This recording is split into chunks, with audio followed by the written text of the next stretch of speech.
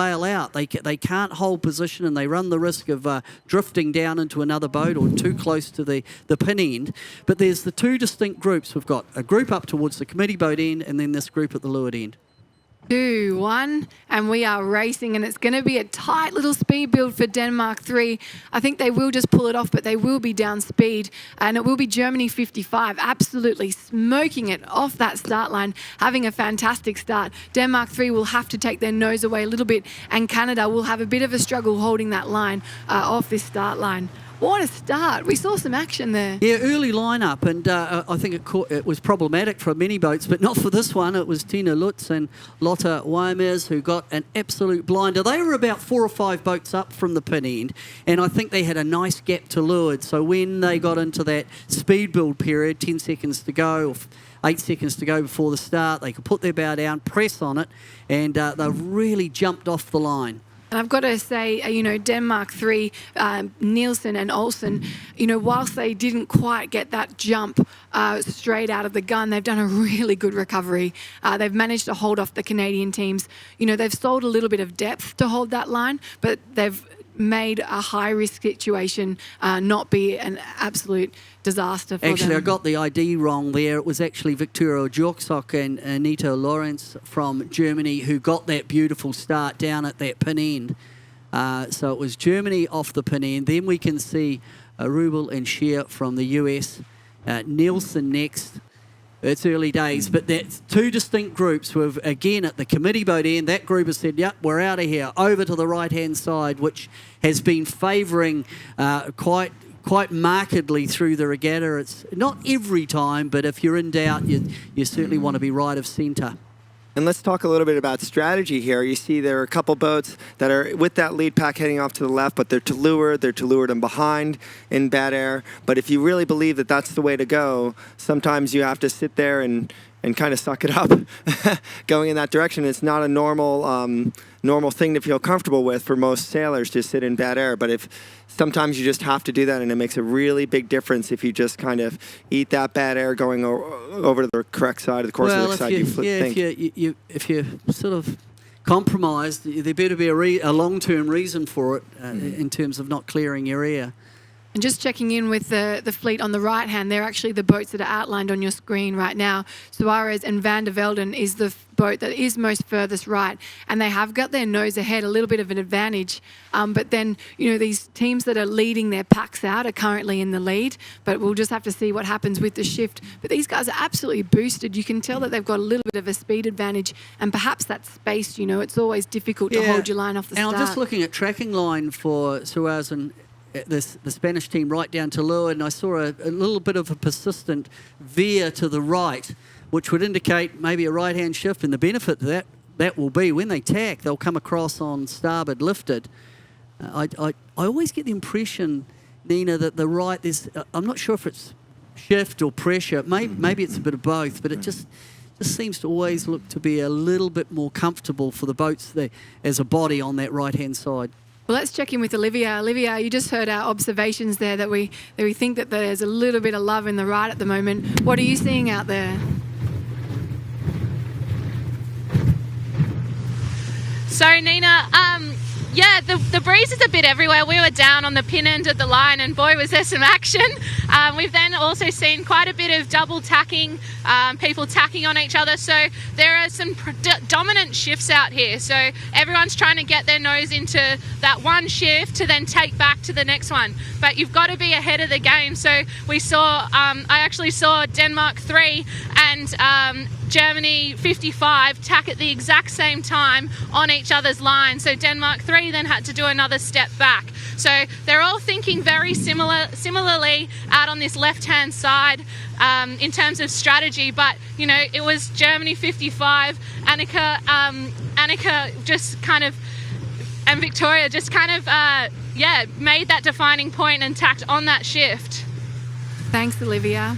And also, what I'm seeing out there is our Spanish team, Suarez and Van der Velden, they are boosted. They are going so fast, perhaps like slightly lower, but right now they're sailing 10 knots constantly, and the rest of the fleet sailing 9. Yeah, well, just looking at from the drone, we can see anytime I look up the course, it looks just a little bit darker, sort of centre and left, and I just wonder if they've put their nose. I see they've tacked now, and it looks like they're just going to clear the fleet as they come back on starboard. We can't see them quite on the drone shot yet, but sort of if we look over towards that right-hand corner of the screen, you can see the boats and the haze over there. That's where the leading boat is, and certainly I think they might have been down to leeward and able to put their bow down, and they could see good pressure ahead, and they've just hammered over towards it and waited for the shift and tacked, and now they'll come across and reap the benefit.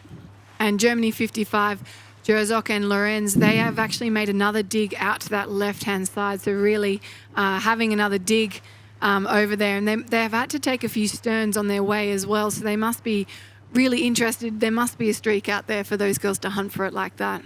This race is playing out a little bit different than last race. Remember, our clear leaders in the last race came out of the middle, actually. And we saw that one shift, Peter, or puff in the middle where they really got wound up.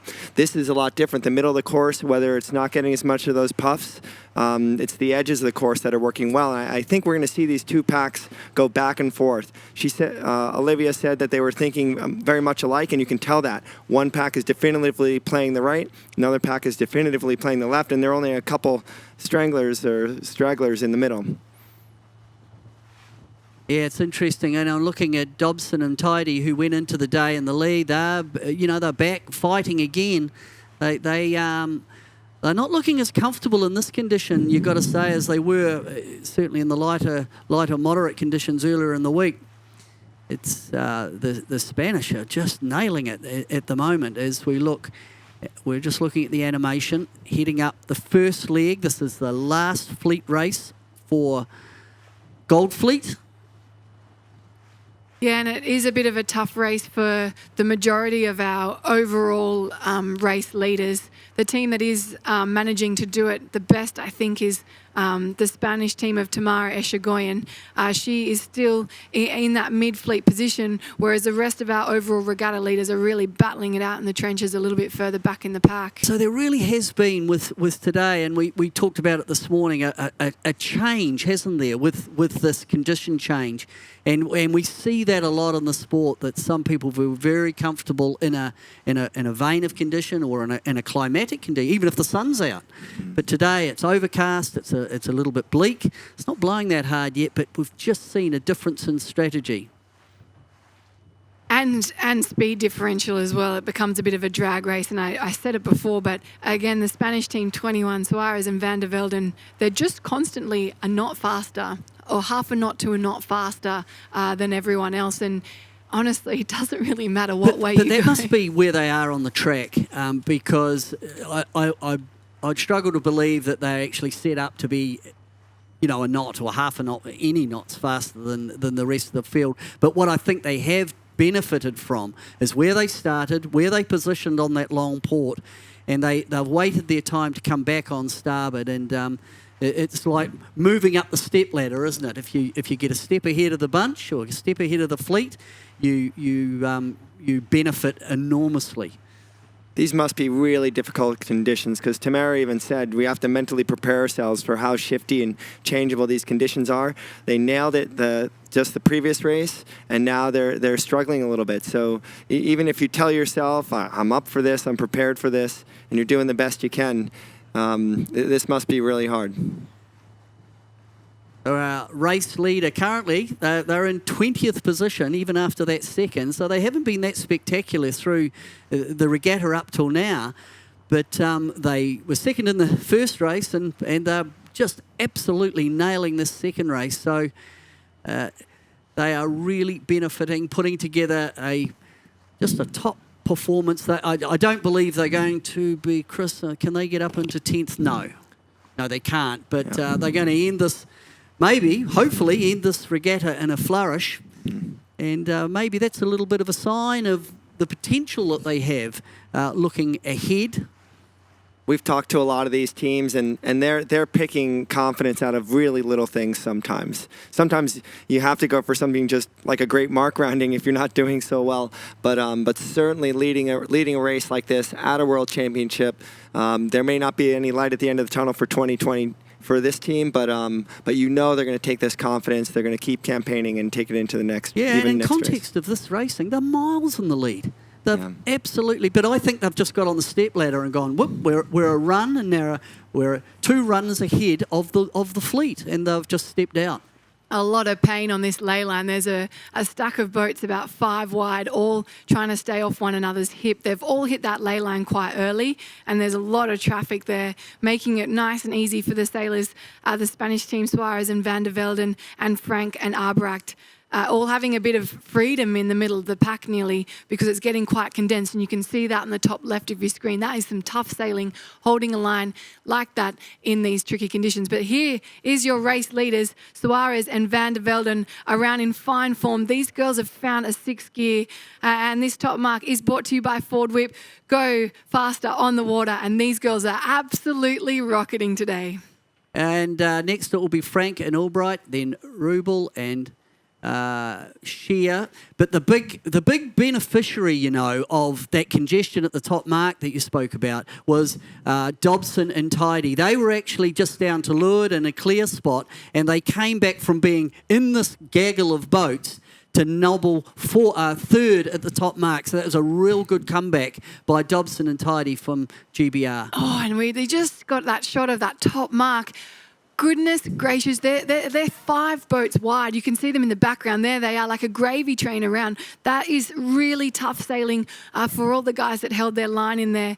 It's a real skill to have, and they're all rounding at the same time. We're watching the Brazilians and the Australians come around now, but it is anybody's race in the middle of the pack. Look at this mark rounding, and on board now with the Danish team, Schutt and Nielsby, getting that spinnaker up as quick as they can. What a race to finish on. I am excited. There were a lot of changes there, and, you know, tough fortunes for the Canadians. They were in the, 7th, 8th place, and they got, well, like you pointed out, Nina, that starboard ley line. If you have to duck too many boats and then you get stacked up in there, they lost 8 boats. And this is really great news for Dobson and Tidy after a tricky first race.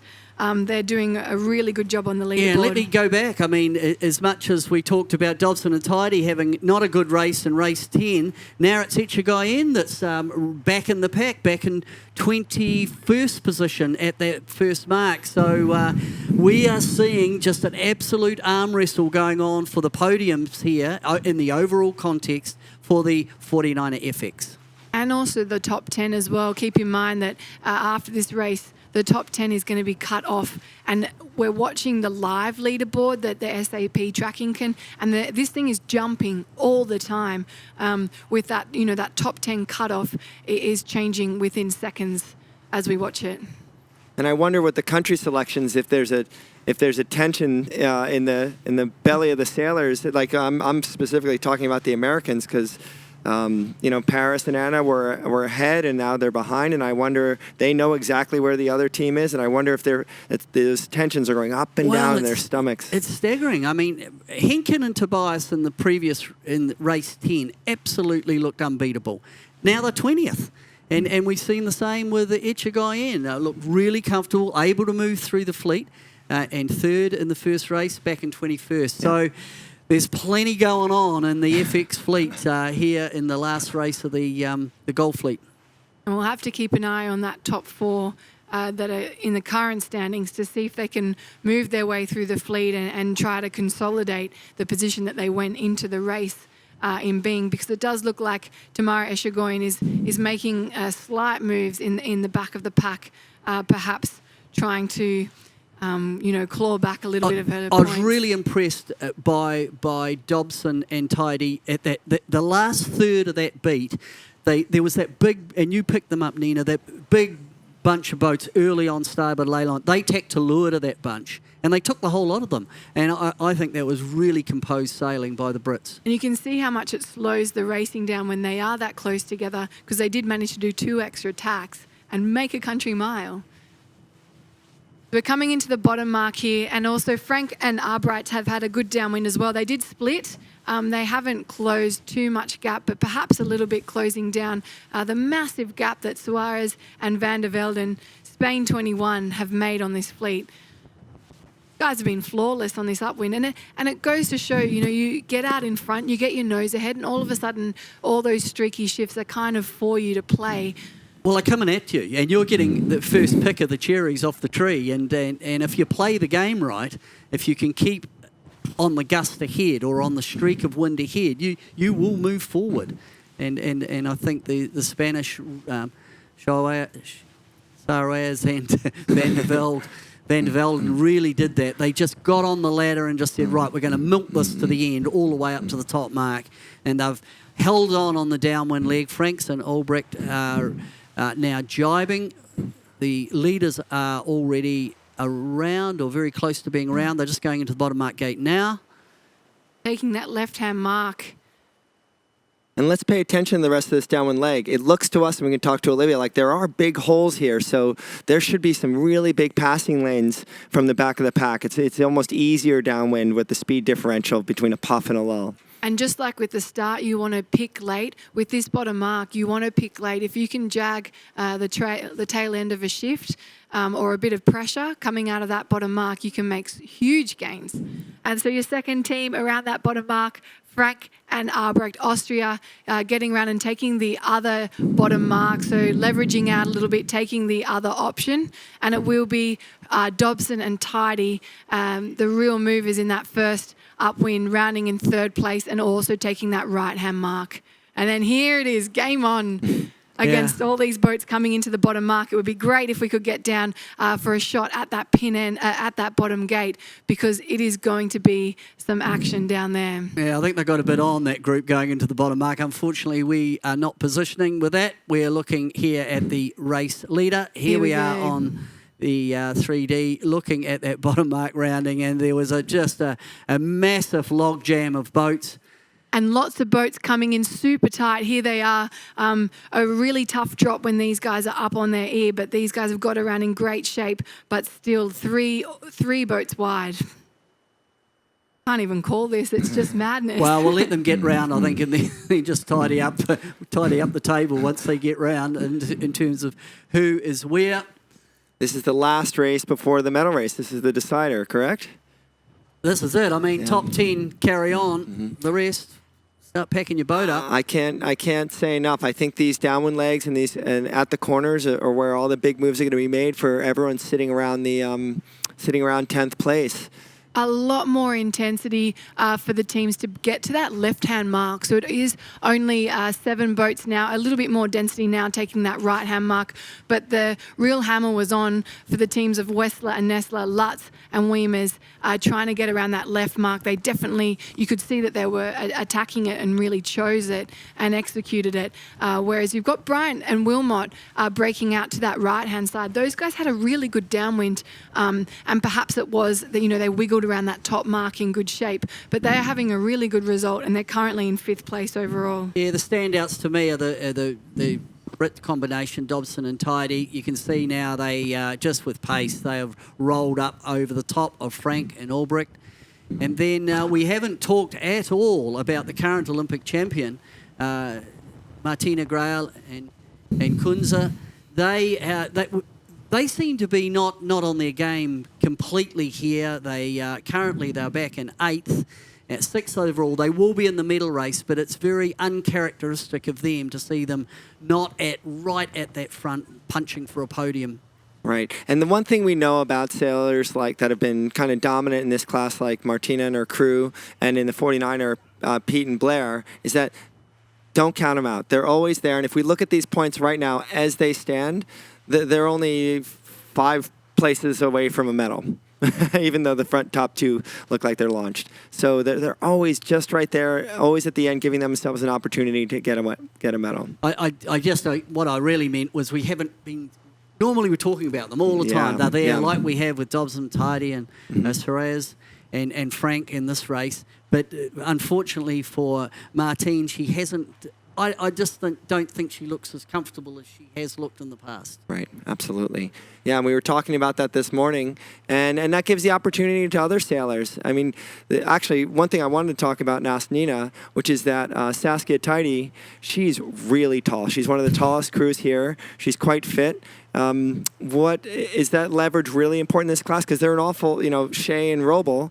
They're one of the shortest teams in the fleet, and they're right up there. And Charlotte's tall as well. And Okay. between the two of them, they're both like probably one of the taller teams in the class, and it absolutely makes a difference. Okay. If it's shifty and things are changing and there's a few gusts and interchanging racing, perhaps not so much. But when you are locked and loaded and in that drag race and trying to hold your lane, it's been really, I've been there. It's really tough. On the receiving end. Yeah. On this one, they came round behind and just on the hip of Frank and Albrecht. This is Dobson and Tidy behind, and they've rolled them. And they're shorter girls as well. They've come up onto their, they've got clear air, they've pressed their bow and just smoked over the top and now moved up into second position. Yeah, it just looks like they needed a little runway. Yeah.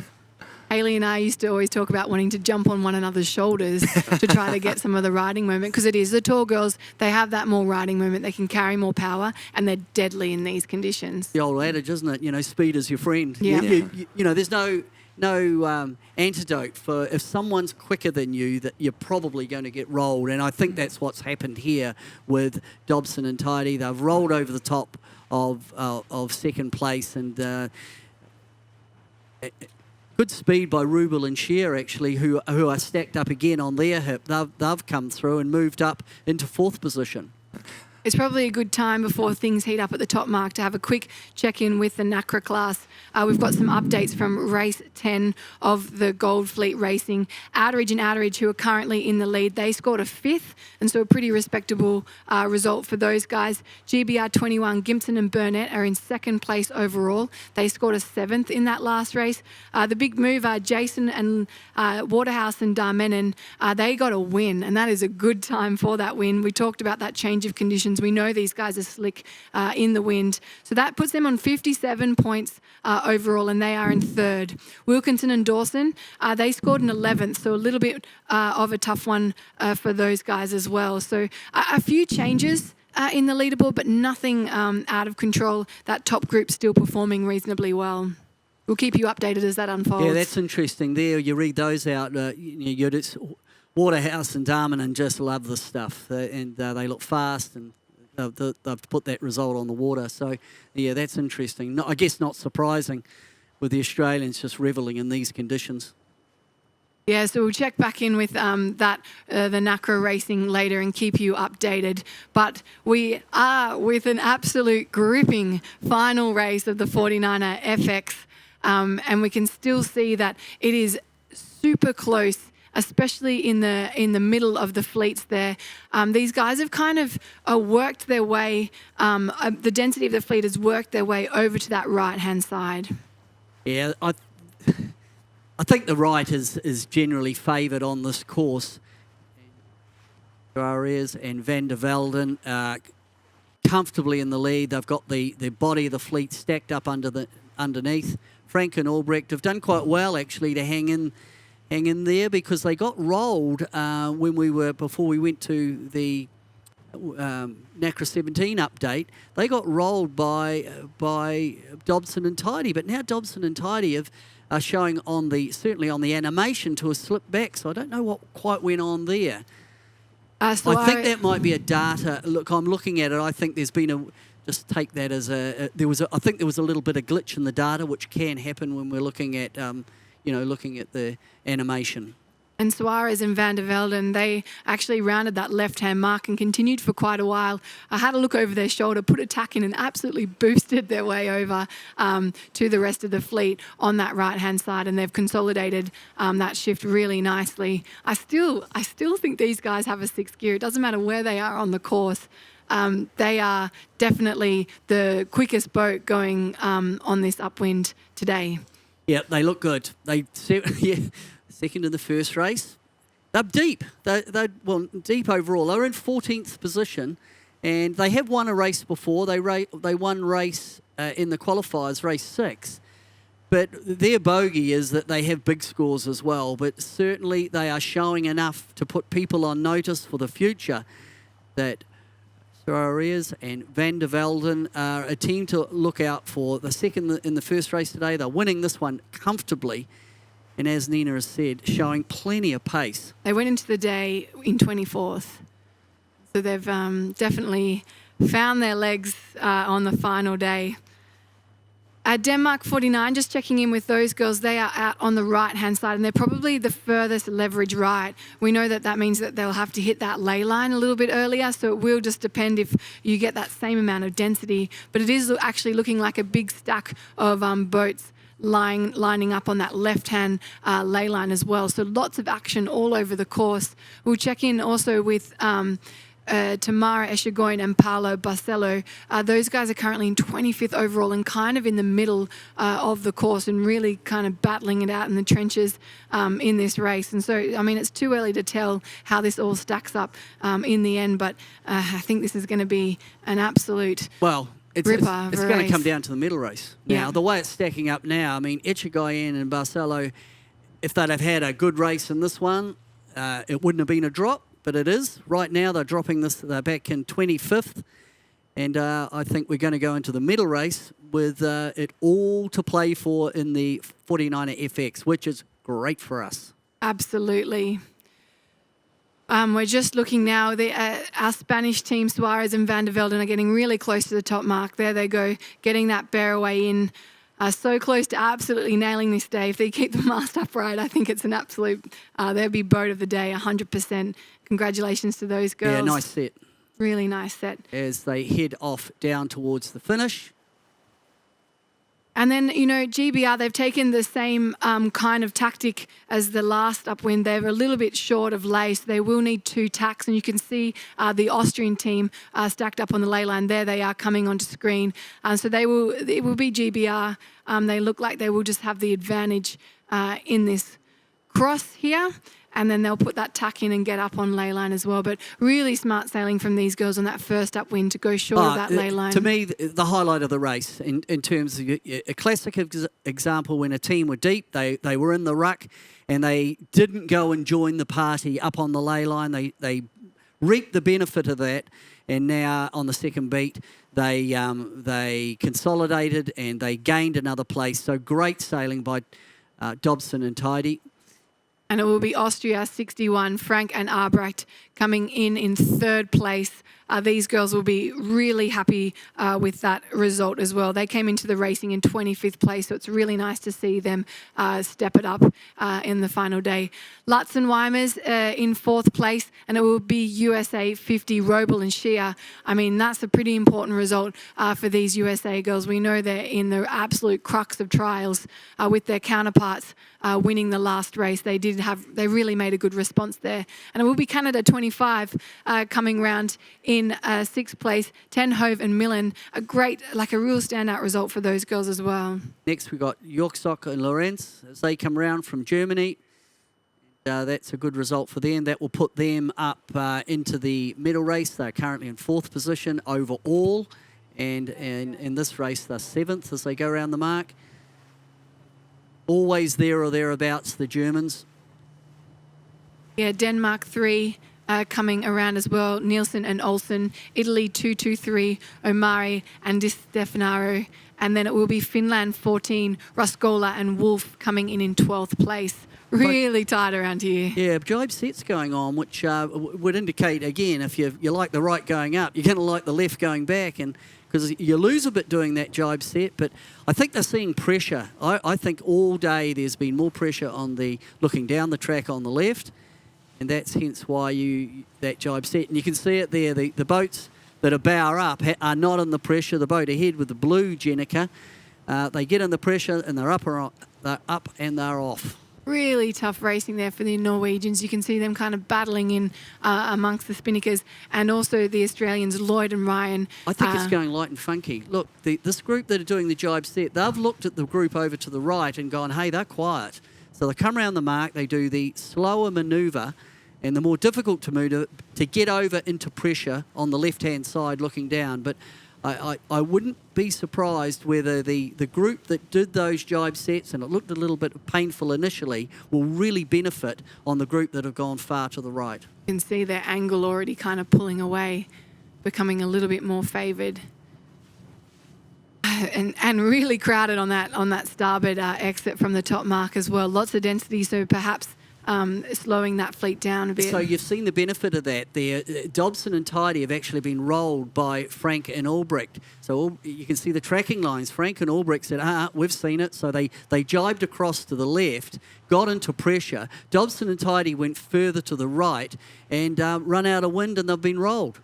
And Roble and Shear, who also came around the mark, bear away, they jibed early, are right on the transom of Dobson and Tidy. So as much as the first race was quite, to me it looked a little bit predictable, this one, it looks like the breeze has collapsed a little bit on this last leg. Really seeing that streaky effect, and one of our wind readings here, 12 knots as well. It's quite a time where the speed differentials change so much in this. It's really important to be in the pressure. But out in the lead, there's Suarez and Van der Velden have sailed a beautiful race. They look fast. They certainly got on the first. They picked the first shift in the first windward beat, and they just haven't looked back.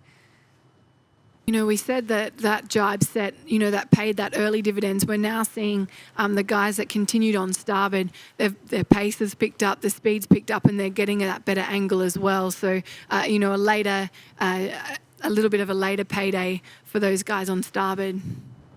I think the person that really got, or the crew that paid a bit of a price was Dobson and Tidy. They came around the mark in second.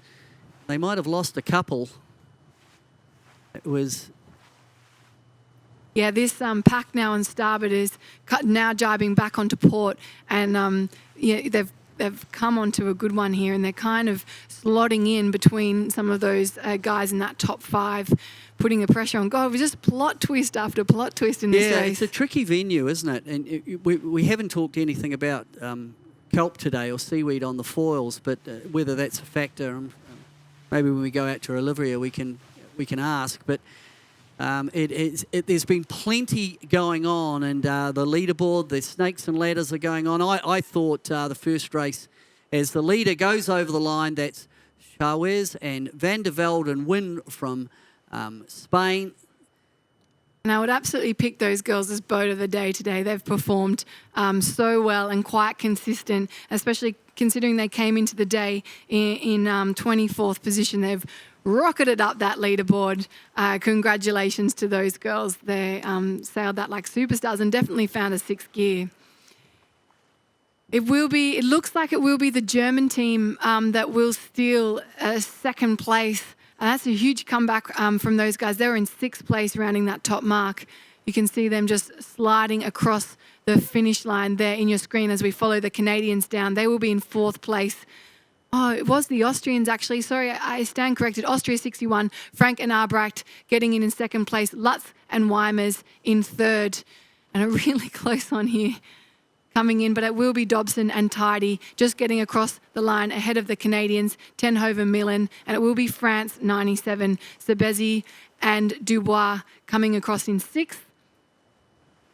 Oh, and a close little finish there, perhaps giving it to Roble and Shear there ahead of the Australian Stabbuck and Elks, and Bad Nelson and Thusgaard Olsen getting across in ninth place. Wow, it's close. They're coming across in bunches, and it really has been one of those races that it hasn't been over until the very end. How does this play in the overall? Well, unfortunately for the Australian fans, it looks like Yorksock and Lorenz, this is provisional, are 10th, and the Australians will fall of Starbucks and Elks will fall out of that top 10. It is still wobbling around as boats finish, but we look at that 10th position, and it's moving as we speak. Perhaps we'll come back to that because it is moving. It looks like Grail and Kunza from Brazil might just sneak into the top 10, but wow. A lot happened in that one in terms of the racing, but also the leaderboard. It's still happening too. We're watching it jump up and down, and it's such close finishes. God, we're just going to see a little incident there perhaps, but Denmark 49 just behind the Italians. We've got the Finnish team in there as well. The Australian team, Parkinson and Clark, getting across. Wow. Yeah, That right in was the end, right it to freshened the up. end. There was obviously that big bubble of no wind at the top mark, and then it punched back in, and it's in now at 15 knots again. And there was some benefited, but some of the teams just absolutely hammered. So we will just make a quick mention for our Australian bushfire appeal. This is a great way for the sailors, classes and events and followers as well to give back to those who've been devastated by the Australian bushfires over the past few months. We've got a fundraiser. You can donate if you go to 49er.org/donate or any of our social media Facebook pages for 49er and NACRA. It has been a really tough race, this one, for the Australians crossing the finish line now. That is Lloyd and Ryan. Those girls were up to third place before that last race. And I think this one will slide them down the leaderboard. I mean, they're within that top 10. You know, they've done a great job over the week. But that